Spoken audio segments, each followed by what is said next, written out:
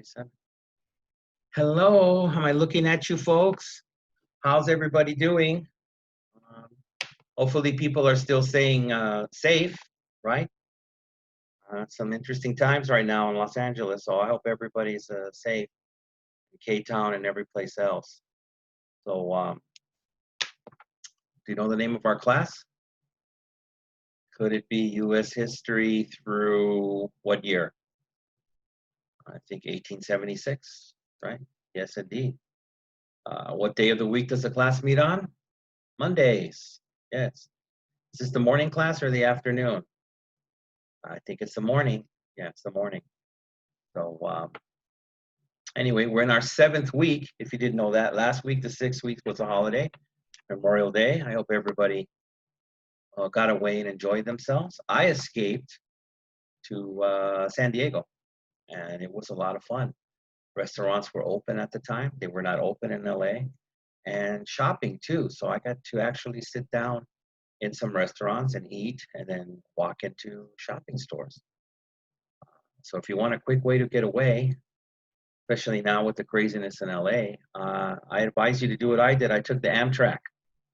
And for under $100, I could go round trip from LA to San Diego and back home. So that's my recommendation to you. Go away to San Diego. Less people too. So enjoy it. So let me start with today. Okay.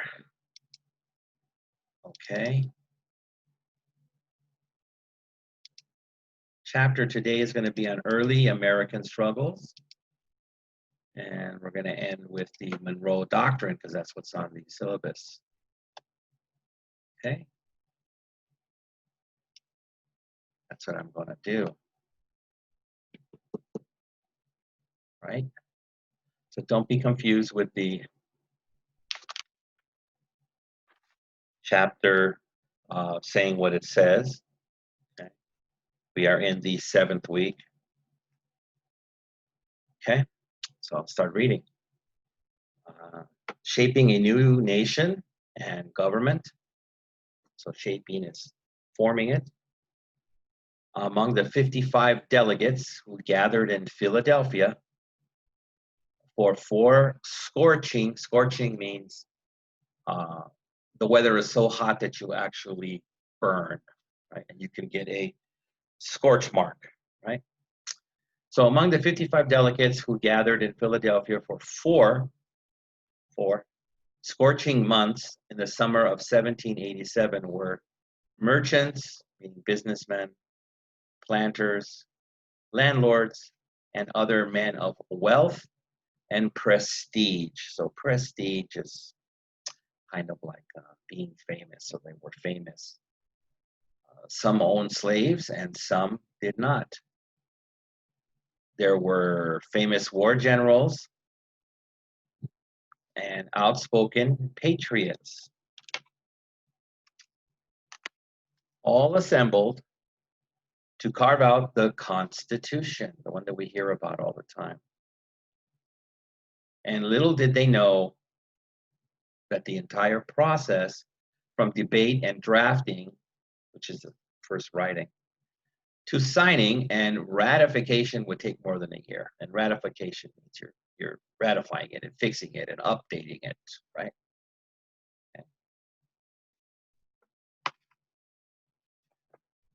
Okay. So building a new system of government, right? Let me make sure I follow the line here. I don't want to get us confused. The Articles of Confederation, which had governed the United States, were simple, so maybe not enough, as we shall see. They were good for the war effort, but too limited to guide the new nation down its fought-for path of independence. There was no governor. Does anybody know our governor now? Governor Newsom. Or no chief executive and no court to interpret the law. Each state had 1 vote, regardless of its population. So large states only had 1 vote and small states only had 1 vote. They thought that was fair.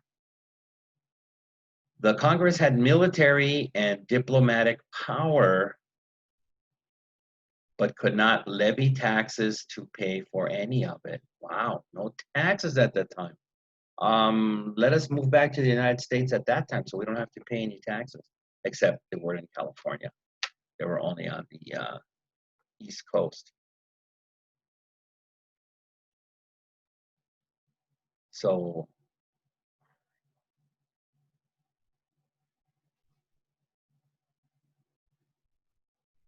any shift,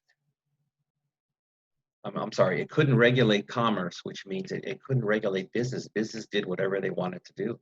So I couldn't say, we're going to tax you for this, or you need a license for that. People just conducted business. Any shift in power or any change at all required unanimous consent of the states. So they all had to agree. It couldn't be well, we're 13 states in the beginning, so it couldn't be, well, we've got 9-4, so we should do it. No, it had to be all for one, right? Okay.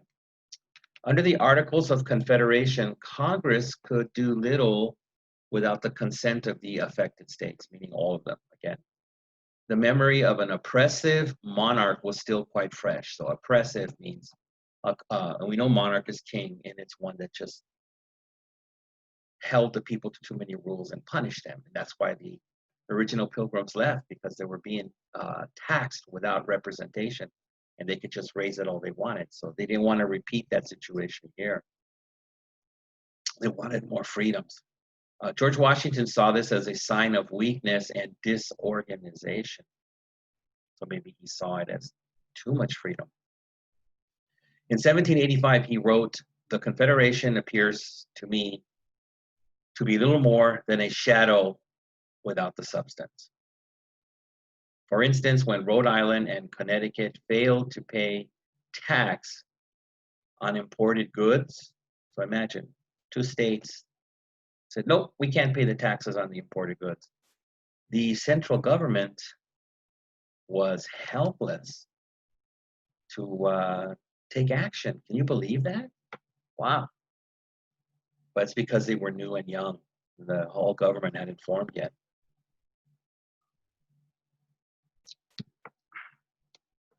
When a group of debt-ridden, so they had too much debt, like they talk about now with, oh, I have $20,000 of credit card debt. So these folks, these farmers, were debt-ridden, and they led an insurrection against Massachusetts. So insurrection is when people revolt against their government, so their local government. And they called it Shays Rebellion. That was the person in charge of the rebellion. It was Shay. Washington grew alarmed and feared that 8 years of bloodshed, meaning killing, and expense invested in the United States would be wasted unless some better structure was brought forth. So they were looking to add a strong structure there. So now we're in our first E-fact, or fun fact, as I like to say. Question: was the Constitution the first plan of government? Okay, so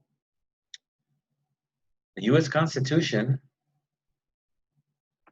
came after the Articles of the Confederation, which were ratified between the years of 1771 and 1778.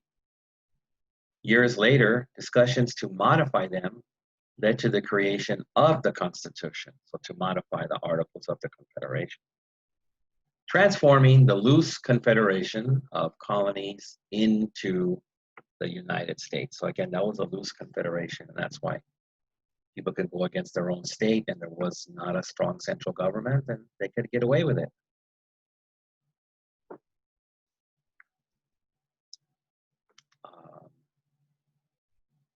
In spite of the weak and somewhat ineffective articles, notable accomplishments were made under the Confederation. The Land Ordinance of 1785 provided for the surrendering of state-claimed lands to the national government for orderly division and sale, which means that the national government could divvy up the land for division, say this is the boundary and this is not, or sale. Try to give the government some power.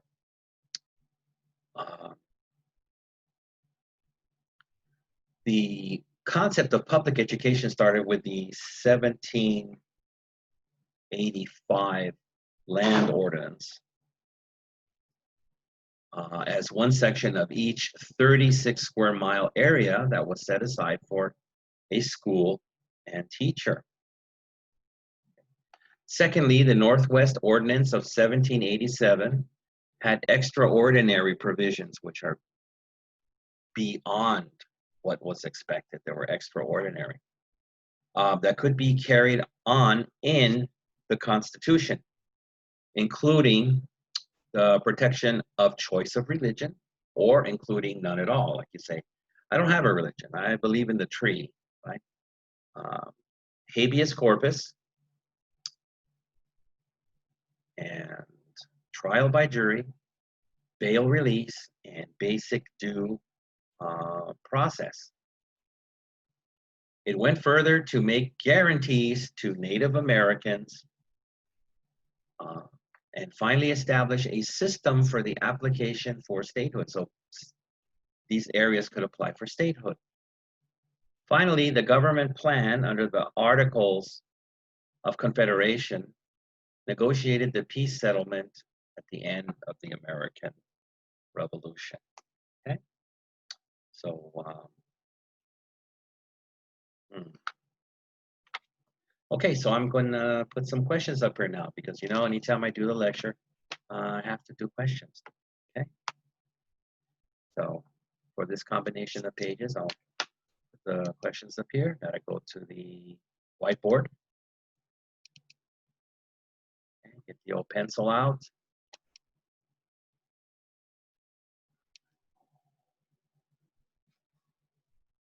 All right. So the first question being,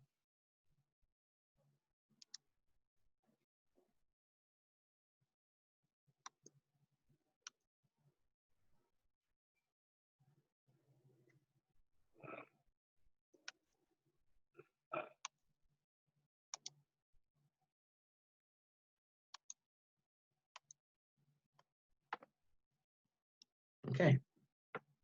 So your first question here is the Articles of Confederation were too limited for what? So again, you have to think of in the government sense. They were too limited to provide some kind of service for the people and the government. So they probably had to add something on, okay? So, but it's there, we talked about it.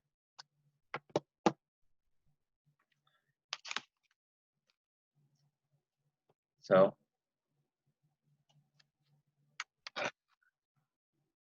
did I lose the pencil? Oh my God, maybe I'm getting confused. Maybe there's a strange spirit here getting me confused. Okay, so my second question. It's an easy one.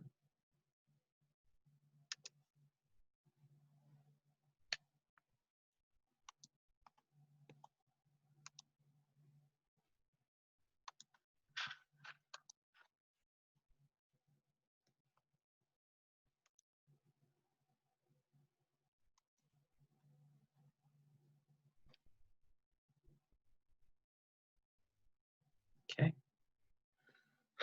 What document came after the Articles of Confederation? Okay.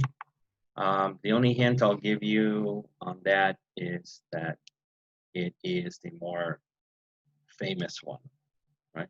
The one everybody knows. That's big enough a hint as I can give you. Okay.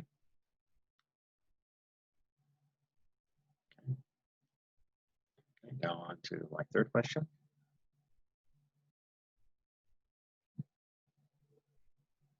So here's an easy one. It's a short one, short answer.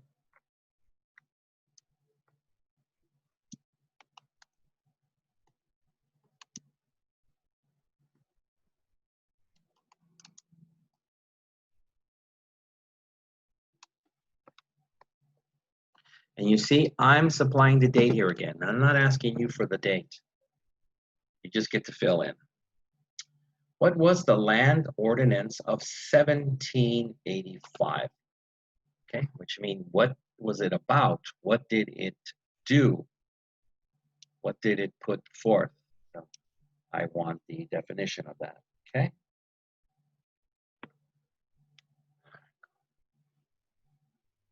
So I'll give you a few minutes to write these down, and I'll mark off what we've done so far. I don't want to ask the same questions or not ask you enough questions.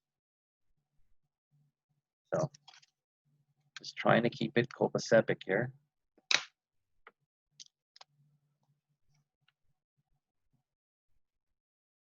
All right. So I think you've had enough time there to answer these. So let me get the eraser.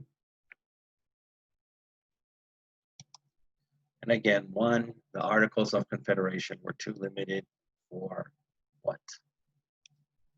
Two, what document came after the Articles of Confederation? The hint I gave you is the most famous one we have in the United States. So that's an easy one. You might not even have to take this class to guess that answer. And three, what was the Land Ordinance of 1785? What did it accomplish? What was it about? Okay. So let me go back to the lecture.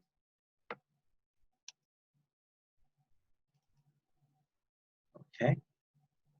So again, we ended off here. Take a drink of this. It's so good. It's I think it's just vinegar.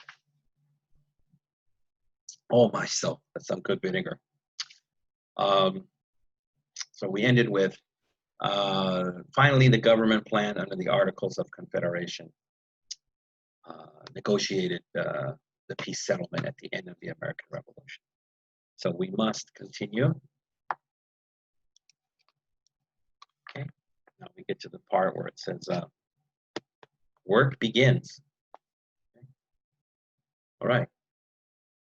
George Washington led the delegates, which included Benjamin Franklin, Alexander Hamilton, and James Madison. So get familiar with these names. These are famous, some of the most famous names in early American history.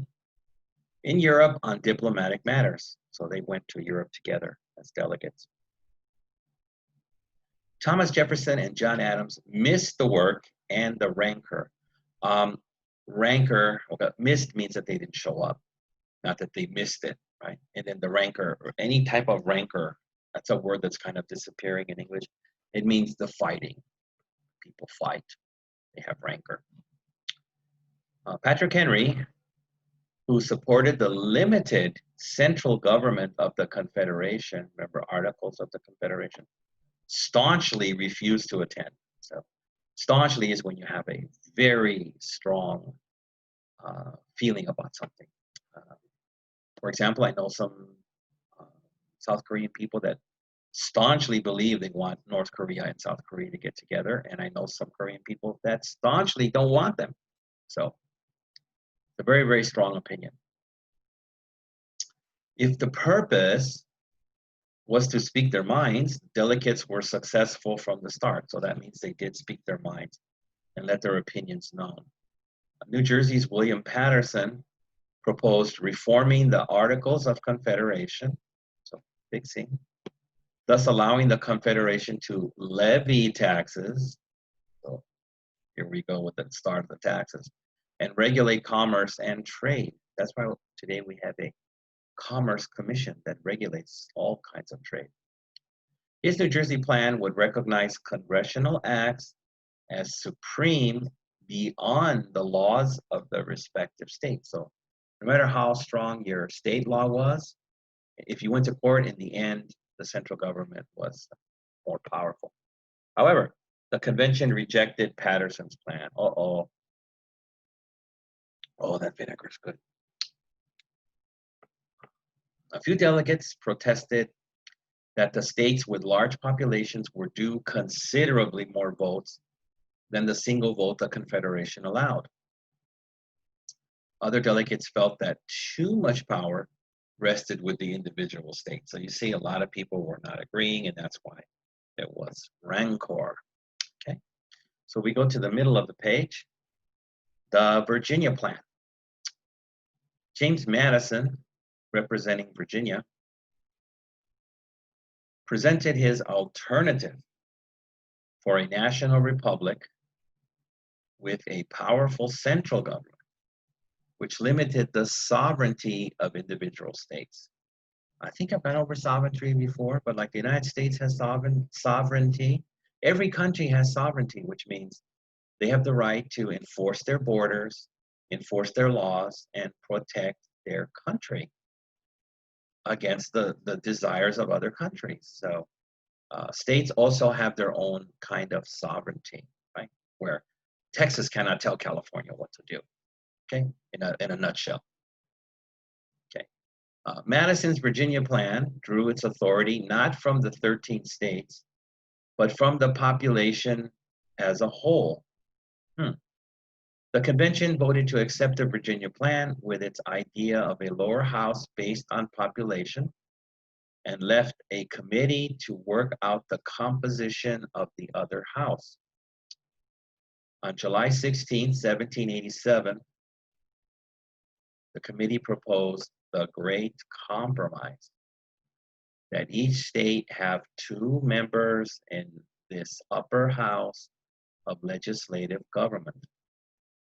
As part of this concept, there was a 3-part national government with lower and upper houses, an executive branch, and a judiciary committee. Let me see, did I lose that? No, component, I'm sorry. Chosen by the entire legislature. Early compromises, we're at the bottom of the page now.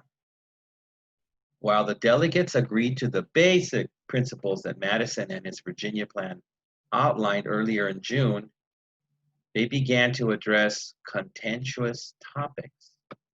Contentious meaning stress-filled topics, nervous topics, including the issue of population in regard of representation. So again, repeating what was said earlier, the larger states always wanted to have more power. They didn't want to make things equal, as well as regional contentious topics, issues such as slavery. Okay, so we've come to the bottom of that page, so I have to ask you some questions there. And lucky for you, it doesn't look like I have many. Okay, again, I'm getting too soft, too kind. What am I going to do? Okay. Okay, let me get that pencil.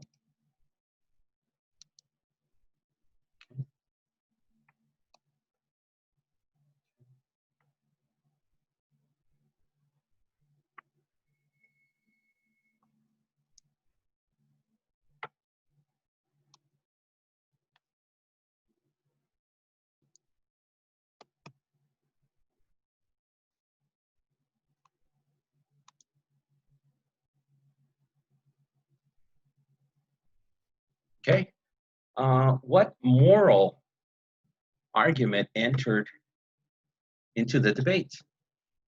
Okay, so we're not specifically talking governmental here, but we're talking moral, right? So for the people who go to church here, you know, there's certain morals you have to have and what have you. Shouldn't steal, shouldn't do things like that. So there was an issue here about a certain morality, okay? So the next one, and it looks like I'm only going to have 2 questions on this page, which is not enough. I must do more. I'm angry with myself.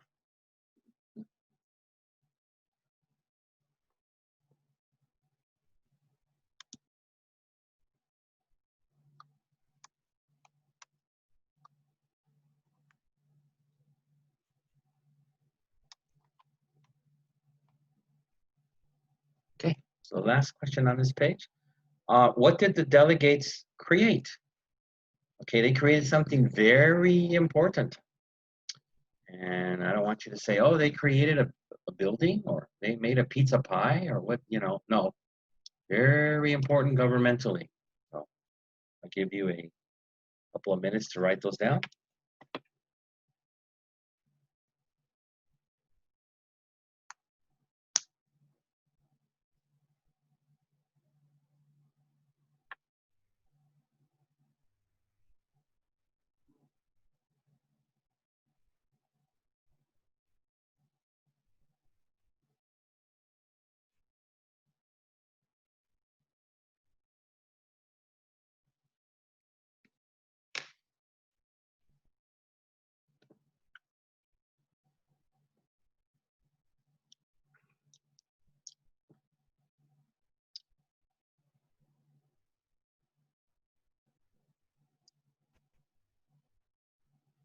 Okay, so you probably had enough time there.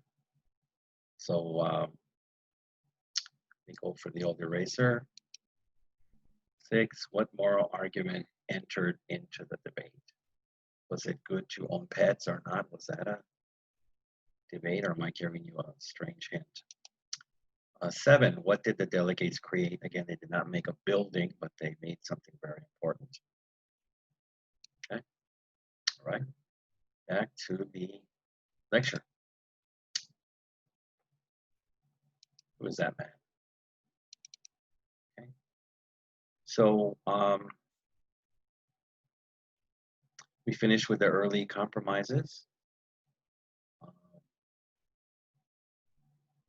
me see here, because I think I might have, yeah, I made a little error. So it looks like, I'm looking at this now, it looks like the 2 questions I gave you are going to be from this part of the reading. So the questions I'll give you from this are going to be for the prior, but you have all the PowerPoint and the video to see as much as you want. So it doesn't matter if I make these little mistakes, but let me make sure where I'm at right now. We ended with, as well as regional issues such as slavery. So now we're going to the fun fact box. Moral arguments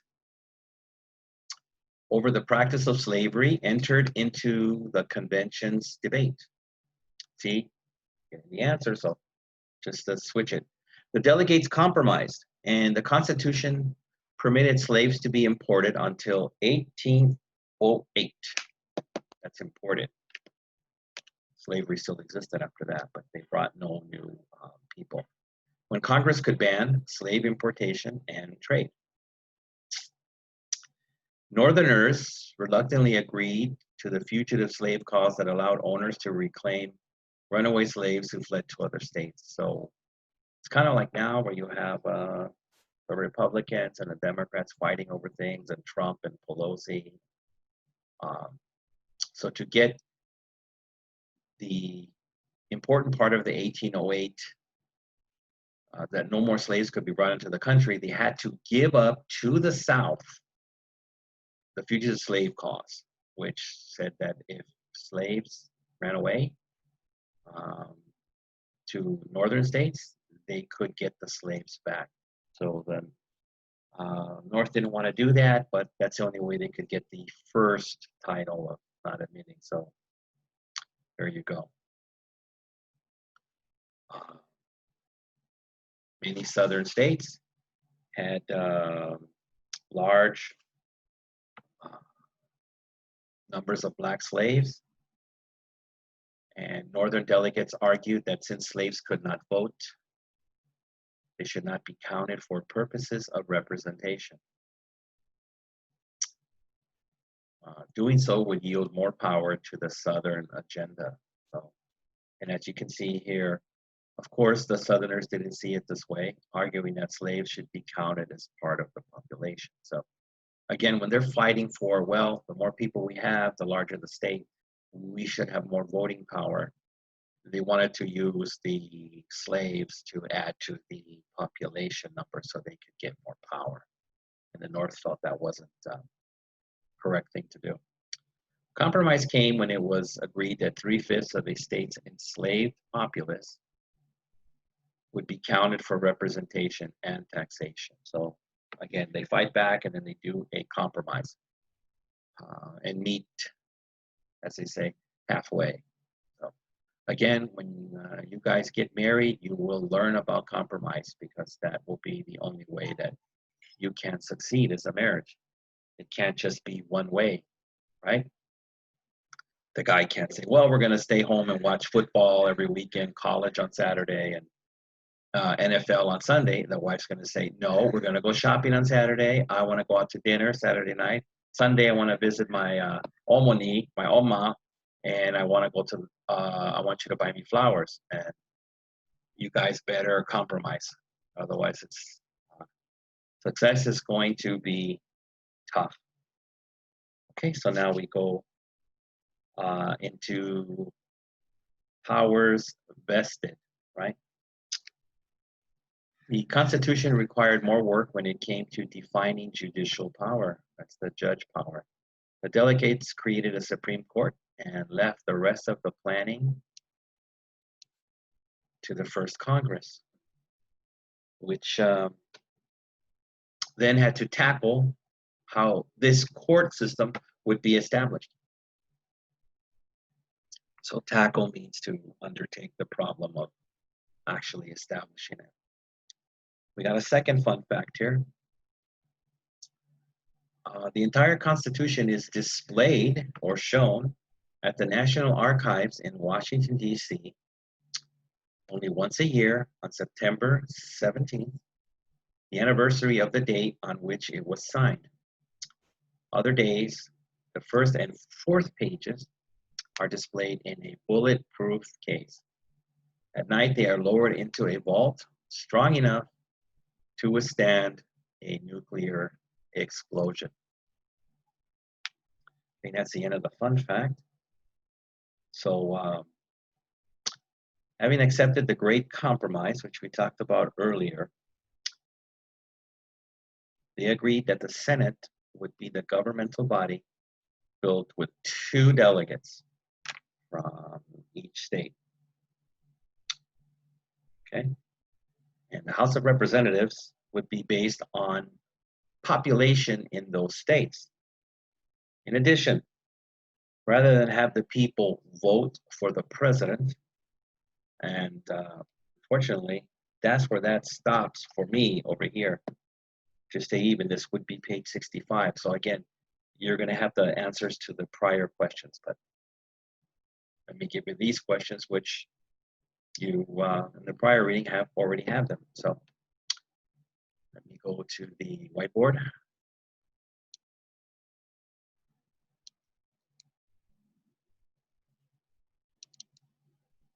Let me grab the pencil.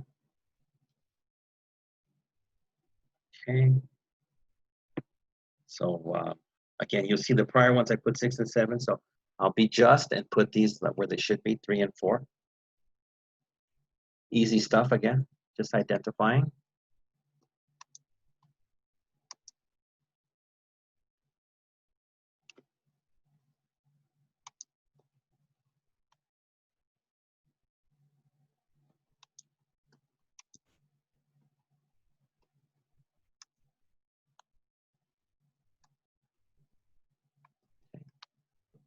Who were some delegates for George Washington? Again, I only want the famous ones. You guys are not accountable for the whole list or the not famous ones, just the famous ones. And that should help you out there. Okay. 4.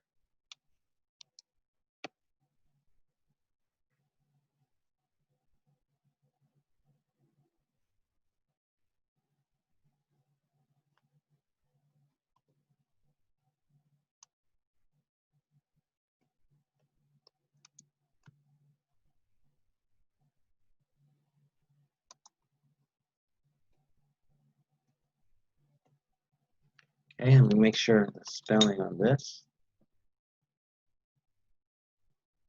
All right.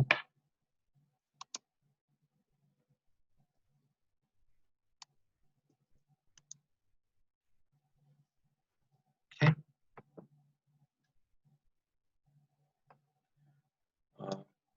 Madison's Virginia plan drew its authority from what? So where did its power come from? What was it pushing forward? I'll give you a few minutes to do that.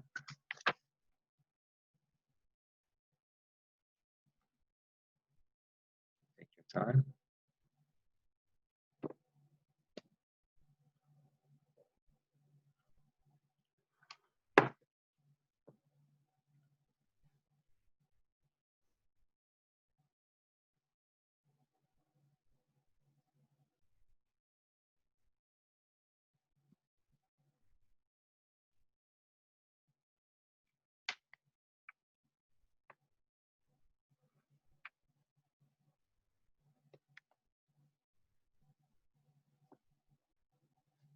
Right, so like I said, I don't want to be accused of, oh, he erased them too quickly. No, I didn't have a chance. I was joking with Inky, and then I realized, oops, I should write these down. So it's the teacher's fault. He took them away too quickly.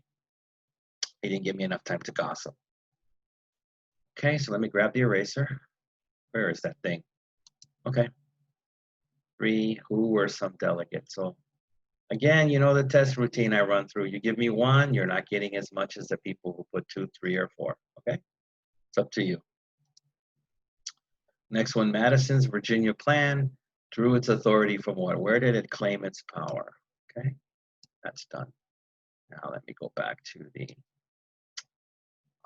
lecture. Okay, so we, it's a little tricky part here. I'm trying to make sure I end, because it's kind of like in the middle of the page.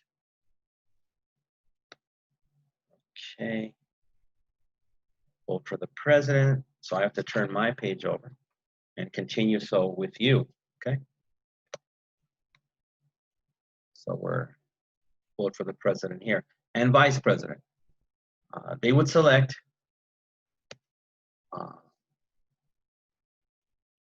members of a small electoral college to do so. In the event that one candidate did not receive a majority of votes by this electoral college, the House of Representatives was charged with making the selection. Okay. The executive office would be responsible for carrying out all laws, and the executive officer, the president, would serve as a commander-in-chief, which I'm sure you've heard that. He says, this is the commander-in-chief, President Trump, of the armed forces, meaning Army, Navy, Air Force, and Marines. Now, at that time, we did not have a Navy or Marines or an Air Force, no planes. It is interesting to note that the founding fathers chose to have a civilian, the president, be the chief commander of the armed forces.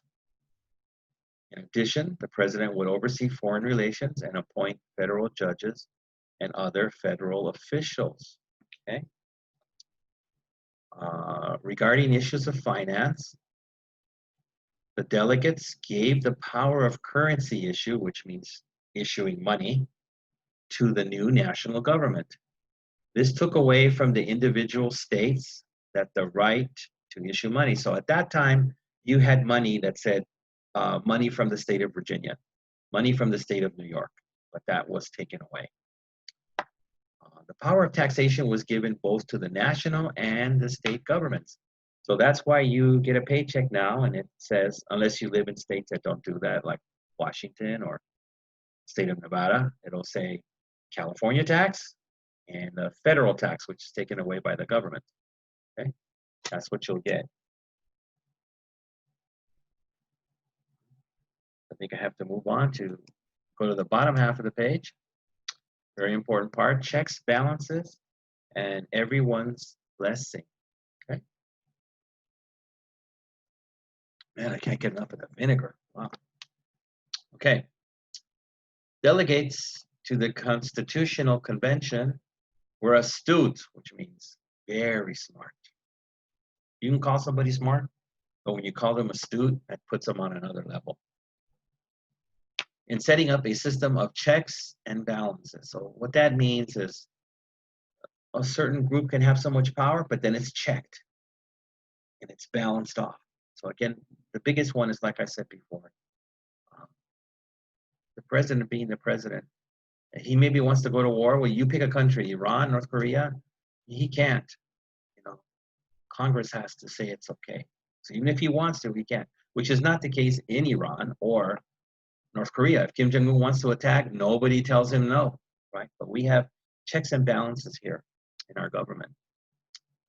For instance, even though the president also served as the commander-in-chief, like I said, only Congress could declare war. The delegates gave the president veto power over Congress, although he has to have a 2/3 majority, which is hard to get. The Congress could override such an action, so they also too can override his veto. Wow, checks and balances, folks. The judicial checks were less thought out at this juncture, which means at this time. But years later, when the Chief Justice of the United States declared a law unconstitutional, the judicial review process became more firmly established. Okay? So we're coming into another fun fact, e-fact. Civil rights and civil liberties refer to the guarantees of freedom, justice, and equality for all citizens. More precisely, civil rights imply equal protection and opportunity under the law, as we know it today. Civil liberties refer to freedom of speech, press, religion, and due process of law. So press means the newspaper and the media. I wonder why some people say, what about that? Well, it's because, again, in countries like North Korea or China, you cannot speak badly about Kim Jong-un or Ping in China. You will be put in prison. So there is no freedom of the press. The press is run by the government there, and they're only going to say the most positive things about the monarchs or dictators in those companies. Not here. That's why every day you can see something in our news that says Trump's an idiot, Trump is garbage, because they have the freedom to do so. The press is not run by the government.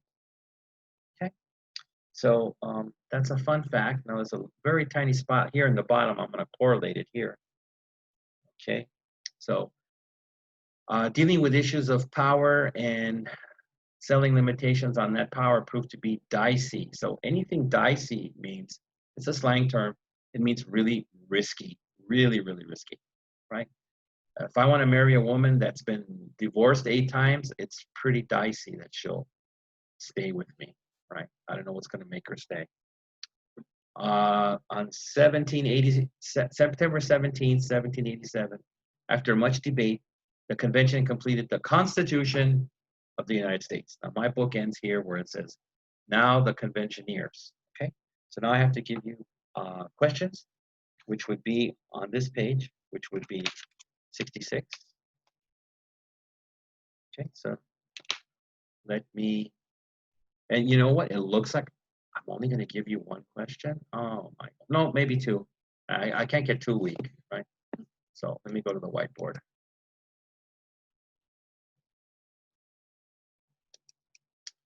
Okay, pencil, where are you, pencil? Oh, it's already there? No? Text, okay. There we go, pencil's being bad. Okay, so now we're back. We went back to 3 and 4. We had 5 and, 6 and 7. So, yeah, I gave you those, right? Okay, now we should be on 8. Okay, but again, you know, for the final, I throw out most of these, and I give you only the most important ones.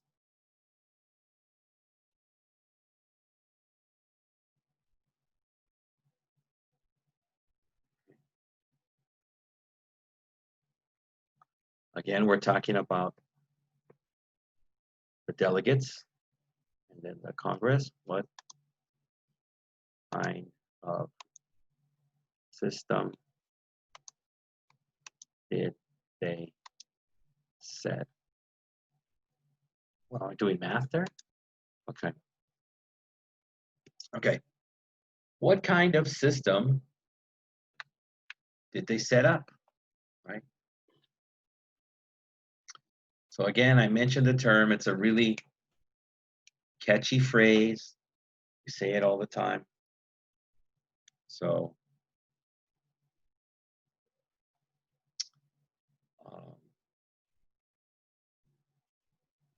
what kind of system was it? I really can't give you a hint, otherwise I will give it away. I want to, but you know, it's there so many times, it shouldn't be hard. And this one will be really easy too. I only have 2 questions for you on this page, so be happy.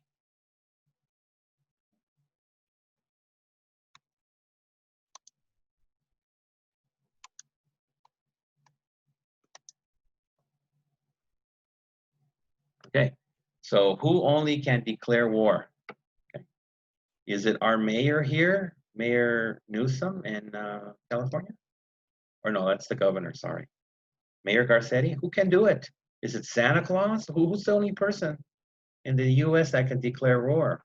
KFC Harabuji, who can do it? I think KFC Harabuji's dead. You know, he lived a long time. So those are our 2 questions. So let me give you a few minutes to do that. Okay. Let me give you a smile. Okay. So do your work. Be good students.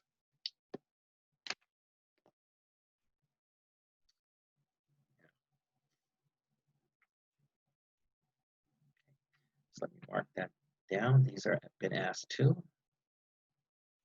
66 has been done. Come on. So let me get the eraser. Watching the clock there.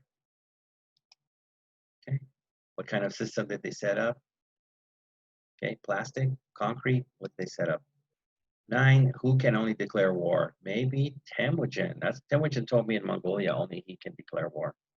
But actually, he has to ask Tul's permission. There you go. Okay. Let me go back. So again, we stopped up here with the conventioneers. Okay. So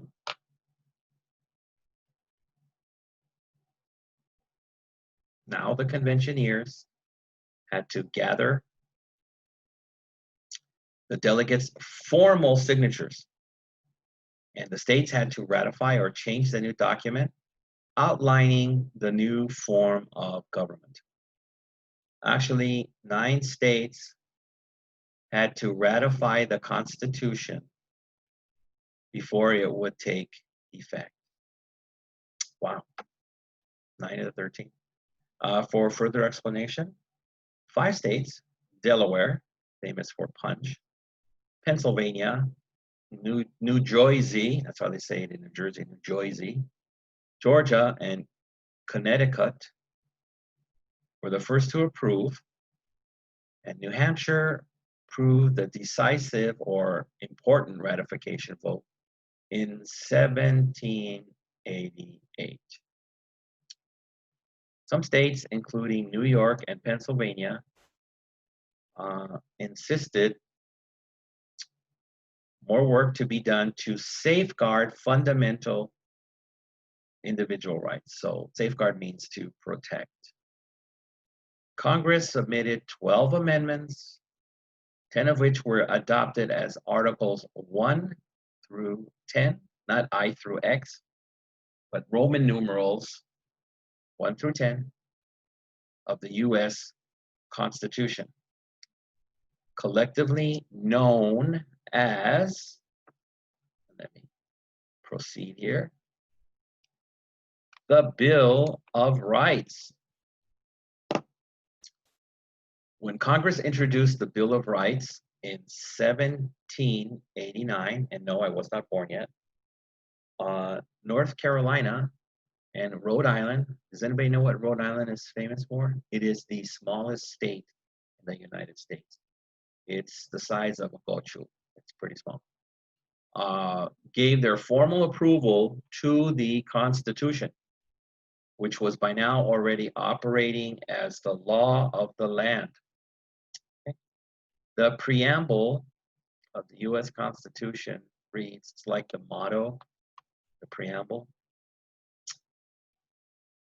We, the people of the United States, in order to form a more perfect union, establish justice, ensure domestic tranquility, provide for the common defense, promote the general welfare of its citizens, of course, and secure the blessings of liberty to ourselves and our posterity, do ordain and establish this Constitution for the United States of America. Okay, and then we go into last one on this page, the fun fact, the E question. What is the Bill of Rights? There might be a question in there. Hold on. The first 10 amendments of the U.S. Constitution, ratified on December 15th, 1791. I will not ask you that. You do not have to know that date. I have not asked you a date question yet. Form what is known as the Bill of Rights. These rights are not bestowed or given on the people by government, but rather they are the rights that the people assume and the government is forbidden to violate. So we have some current issues with this. So again, listen to this. These rights are not given to the people by the government. So that means they can't take them away because they don't come from the government. They are the rights of the people. And the government is forbidden to violate. So recently, due to the pandemic, our governor said you can't go to church, right? You can't go to a Jewish synagogue. But the government does not have the right to do that, right? The right to go to church is inalienable. You can go, but they're trying to force their power. So people say the government didn't give me the right to go to church. I should be able to go to church. So these are issues that we have right now with the pandemic and local governments shutting businesses and houses of worship and beaches and other things down, when technically they do not have the right to do that. That's given to us by the Bill of Rights. Okay. All right, so it's question time again. Okay.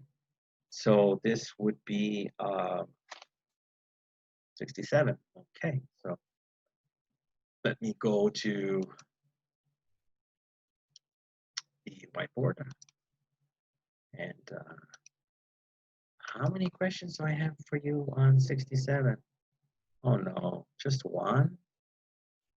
I'm depressed now. Can I take a few minutes and then write another 9 questions? No, you don't want that? Okay, all right, only one. Just too kind. Okay, easy one, very easy. We just finished it up there. I tried to be located for you.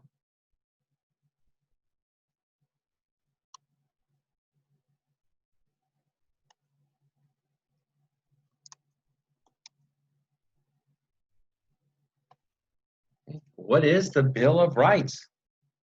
Just give me the definition. That's it. And we're done on that one, right? Just tell me what it is. Right? You say, oh, the Bill of Rights. I can only make right turns in downtown LA in my car. Is that what that is? Or is it a dollar bill that says right? No, none of the above. Oh, this vinegar needs a little more salt. Okay. So yes, what is the Bill of Rights? We just ended there. We concentrated on that. That should not be an issue for you. Okay. All right. So I think you grasp that. Let me get the eraser pool here and say goodbye to the Bill of Rights. Okay. Back to the lecture.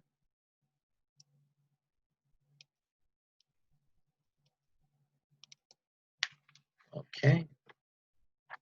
So we ended up again with the government is forbidden to violate. And then we're going to make a half-page jump to the other side.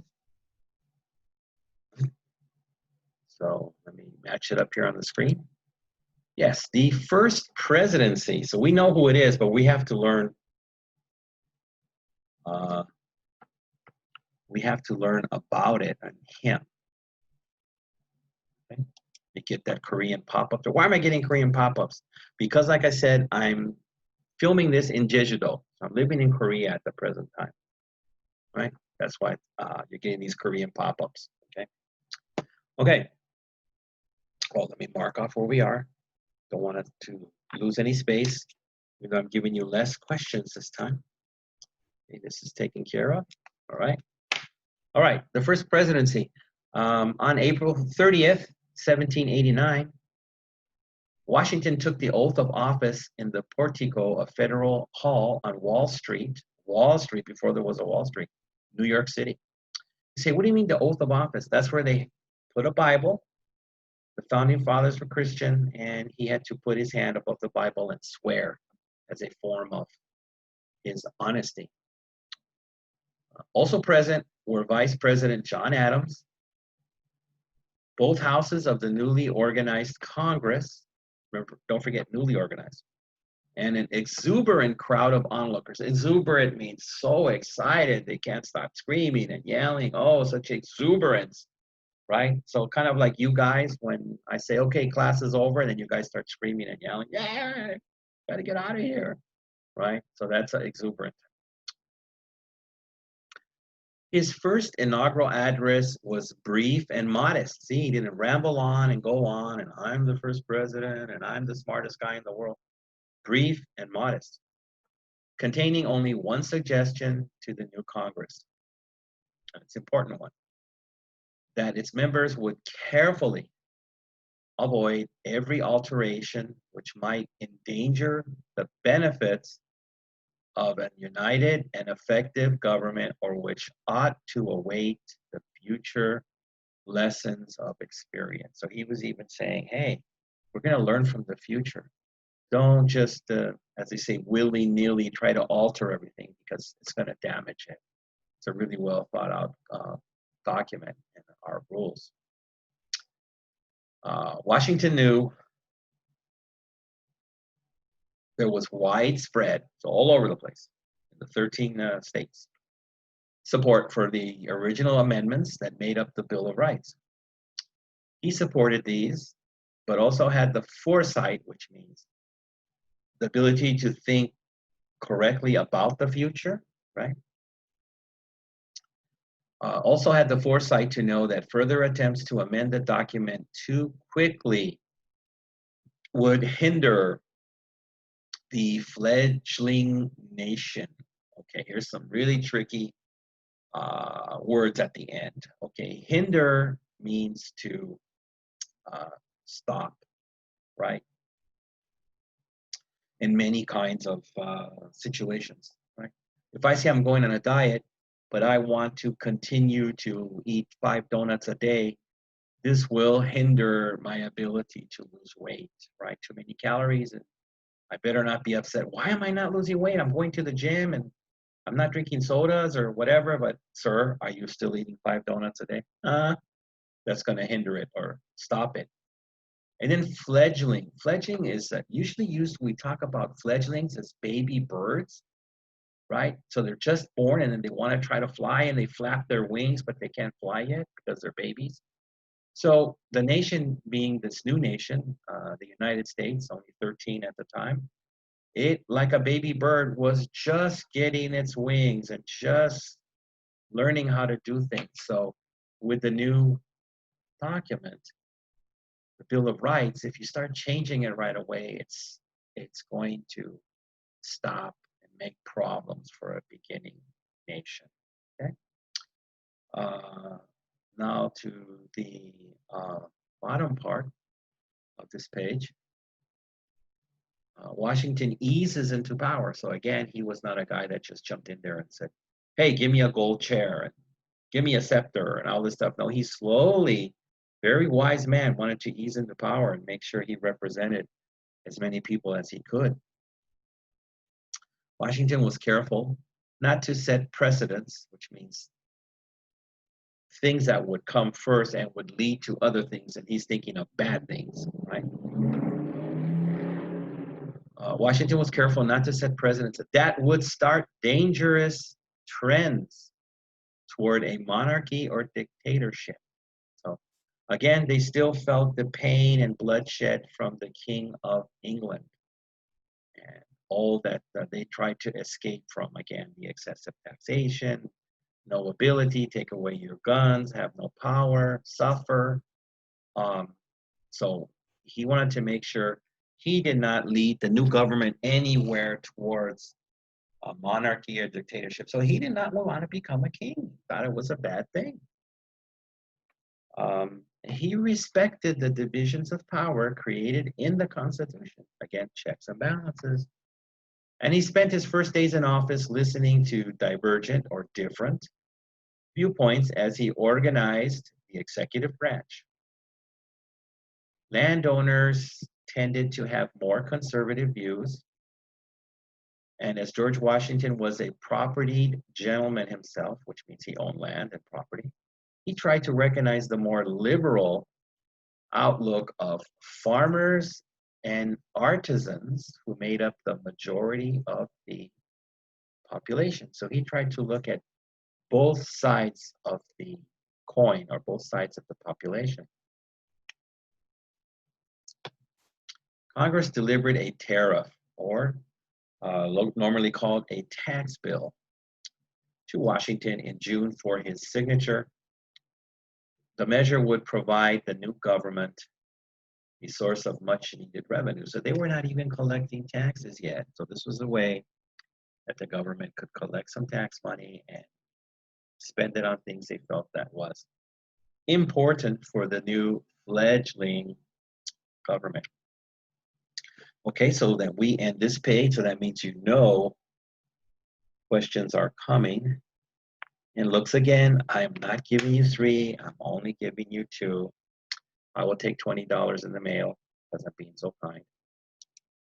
So we go back to the whiteboard. Okay. So guess what? I'm going to finally ask you a date question. Finally. I'll only ask you one. How about that? Okay. But easy peasy to find.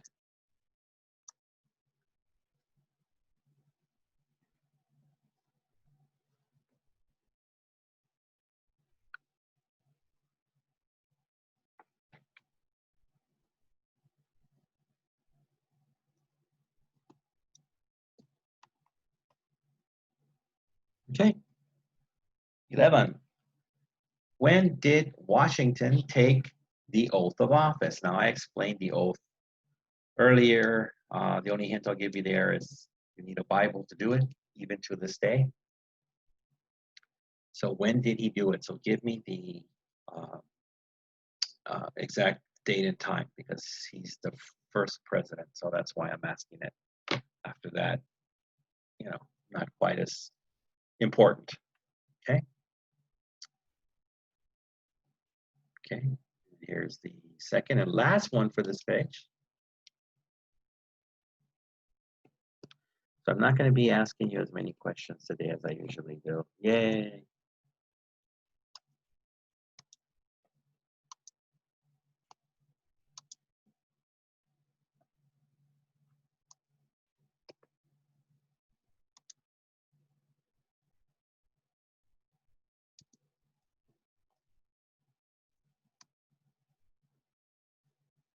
So question 12, the last one on this page, and I'll mark it here. Washington did not want the U.S. to become a what? Remember, I told you the one thing that he hated, the one thing that the United States had been fighting against. He did not want that to become. That's why we call him a president, right? Okay. So I'll give you a couple of minutes on those.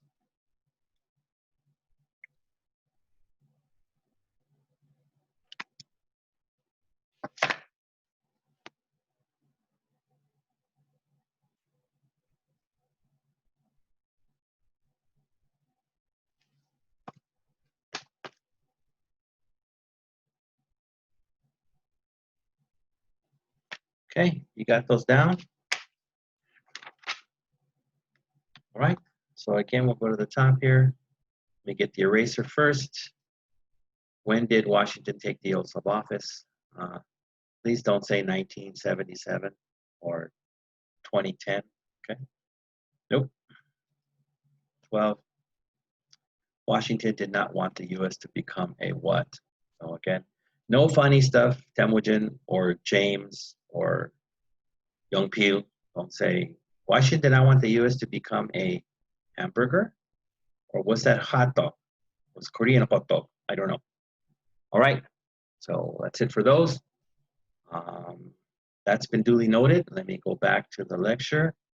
And we're going to be on our last 2 pages. Wow, we're going too fast. Let me fall down and go to sleep, and then I'll come back and we'll continue. How does that sound? I'll be back in 30 minutes. Can you do that? No? Okay, I didn't think so. Okay, so we just finished reading Washington Eases into Power. And again, we talked about Congress delivered a tariff or tax bill to Washington in June for his signature. So again, that was to generate money for the government because they were not even taxing people at that time. Right? And it's hard to build a strong government without any taxes. Sorry. Okay. Now we're going to go to the important point here. I'm going to skip ahead. And we're going to talk about the creation of the city of Washington, D.C. Okay. In 1783, Congress decided that the nation's capital would move from Philadelphia in 1800. Does that mean the original capital was not Washington, D.C.? Oh. Just like the original capital in Japan was not Tokyo? Was the original capital in Korea always Seoul? Or was it Oan? Who knows? After much debate, members passed the Residence Act, which outlined a 10-mile square site on the Potomac River along the Virginia-Maryland border, an area that President George Washington had selected himself. President John Adams was the first leader to govern from Federal City, later named Washington, D.C., in honor, of course, of our nation's first president, which was Bill Clinton. Today, the city of Washington exists as the District of Columbia, D.C., the federal district of the United States, named after Christopher Columbus. That's why we have certain confusion nowadays. Somebody says, I'm from Washington. That should tell you the state, but some people get confused and they'll say, are you from D.C.? And then that's when the person says, no, I'm from Washington State. I'm from Seattle. Okay. While the area was being surveyed, that's when people go out and survey it, Washington and Thomas Jefferson selected French architects. Okay, here we go with the French now. Remember, American people think to pronounce the French language correctly, you have to have a cold, like, right? So French architect Pierre L'Enfant to design the city, which at the time it was surveyed included Georgetown, parentheses Maryland, and Alexandria, parentheses Virginia. L'Enfant's plan featured broad or wide avenues radiating out from the Capitol, so not in, but out, interrupted by a series of rectangular and circular parks, all overlaid with a perpendicular grid of streets. So perpendicular is side to side like this. The grid was then slashed with a diagonal avenues named for the 13 original states. How interesting.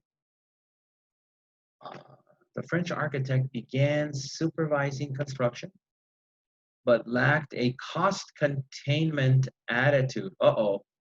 So one of those artists that never thinks about the cost of doing something, just always asks for more money for supplies and just works from his dream.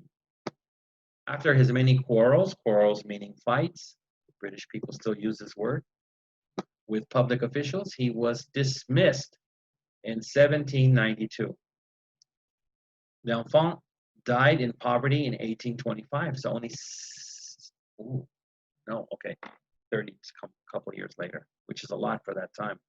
But appreciation of his architectural vision grew in later generations. Over the years, most of his ideas were realized. Sad but true for most famous, and I just don't, I guess they're ahead of their time with their thinking, but most worldwide famous artists, they die not being appreciated. Some do, they get appreciated, but most die. Like, let's say, the famous artist Gauguin from France that went to live in Tahiti. He died a poor man and didn't become famous until years after his work. So same thing happened here for Enfant in his architecture. When the government transfer took effect in 1800, the town boasted fewer than 5,000 people. That's how little amount of people lived in DC at the time. Of course, the British burning of important buildings before they left and were kicked out of what became the United States included the White House. Yes, they burnt the White House. Ooh. In 1814, did much to halt early growth. Halt meaning to stop. In 1847, the part of the district that lies on the Potomac western banks over here was returned to Virginia, and today Washington, D.C. covers only about 2/3 its original size. Wow, a lot less. The residential population grew approximately 52,000 by 1850. So 50 years after the original 5,000, they got an extra 47,000 people. And then increased dramatically, reaching 132,000 by 1870. That's only another 30 years, and it doubled, almost tripled. Okay, so we're at the bottom of that page. So, I guess to go along with my kind nature, I only have one question, not even two, just one question on this page. So go to the whiteboard. So do you want me to give you a hard question or an easy question? I hear hard, but I'll be kind. I'll give you an easy one. Okay. Make sure of the spelling. Oh, students, my students, especially the guys, they love these number questions. So not date, but number.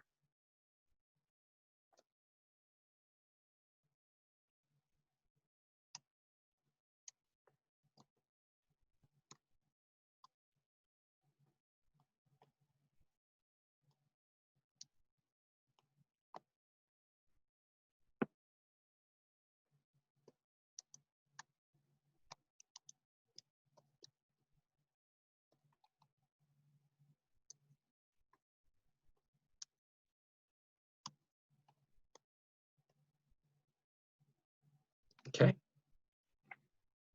When the government transfer took effect, how many people lived in DC at the time? So again, of the numbers we just went over right now, give me the lowest one.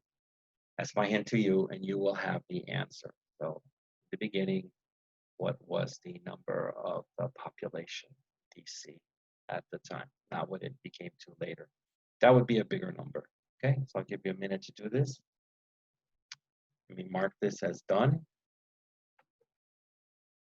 And then we only have one more page to do, and we're done for the day. Okay, and it might be a short page. Oh, man, I'm losing my grip. Okay. All right, so you think you got this? Just write it down. You might even remember the number. We just went over it. Okay. You get the eraser. Okay. Goodbye, number. Okay. Let me go back. I know Ted would just like, hurry up. Okay, just calm down. See? So again, we went through the numbers here. So let me proceed to the last page. And that's it. This is our last page. Okay, the Monroe Doctrine. Okay. Okay. Important stuff. Okay. As the 1820s approached, the young nation was about to announce its first major position on, remember this, foreign policy, not our domestic policy. The stability of the Western Hemisphere was being threatened by European events, most notably Spain's intention to reclaim as colonies the Latin American states that had recently gained their independence. So countries like Mexico and on down through South America, they wanted to go back Spain and retake these colonies. Say no independence for you. In 1823, in his 7th annual message to Congress, President Monroe set forth his opinion that no European nation should attempt to further colonize in the Western Hemisphere, and that they shouldn't interfere with the newly independent Spanish American republics, also mean the Caribbean. He added that the United States would not interfere with existing American colonies or in the European continent itself. So we had no desire to attack Europe or any of their colonies close to them. Monroe also implied that the United States should complete any further settlements in North America. So Monroe also felt that we still had to grow. And eventually we did. We started going by Louisiana, Texas, and eventually to California. While the president's views were not labeled as he spoke them, the remarks became known as the Monroe Doctrine after the 1840s. So he talked about them in the 1820s, but they did not come to life until the mid-1840s. At the time, the United States did not possess or have the naval power to enforce these sentiments, which means if Europe got tough, wanted to retake Mexico or Caribbean island states, they actually had the powerful navy. We did not, so we probably could not have protected them. So we're just bluffing here. But the Monroe Doctrine would be used in future generations to justify American occupation of Haiti. But again, that was owned by the French. The Dominican Republic and Nicaragua in order to protect them from foreign influence. The Monroe Doctrine remains part of the foreign policy of the United States today. So we are done with our reading for this week. Now, my only question to you is, do you want 4 questions? Do you want 3 questions? What would you like? What would be fair? I know I'm probably going to get Inky or one of the other smart Mongolian gals are going to say, hey, teacher, how about no questions? That's not good. So like we learned earlier, there's going to have to be a compromise. Obviously, nobody wants 3 or 4 questions. Most of my students, including my Chinese student, if Gao has come back, or Mr. San Francisco, or Weixian, they're going to say, we want 0. So I can't give you 0. I'm too kind to give you 4 or 3. So how about I only give you 1? Okay, just 1. Sounds oishi? Okay, I'll give you 1. Here we go. Now my next question is, I go to the whiteboard, do you want an easy one or a hard one? Probably easy. My students don't like hard questions. You know, what's your name? The student says, I don't know. Let me check Google. So here we go. How about just what we majorly talked about here? Last question of this week. Week 7.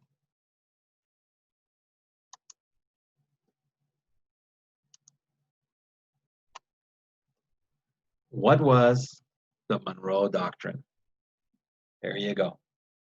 What was the Monroe Doctrine? So you're gonna have to fill that in. You're gonna have to write a little bit there. You just can't give a name.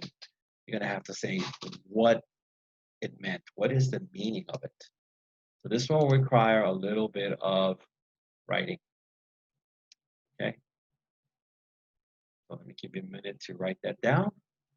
And then once you've written it down, we shall be done for today. Hopefully everybody's happy and staying safe and all those nice things. You know, I worry about you guys. Like your daddy, I worry about you. Right? Who worries about me? Not my students.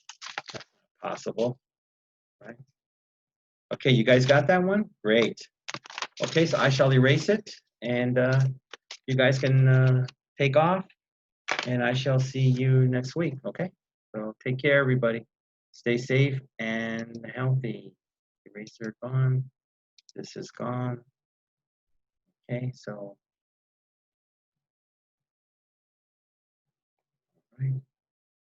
Stop the recording.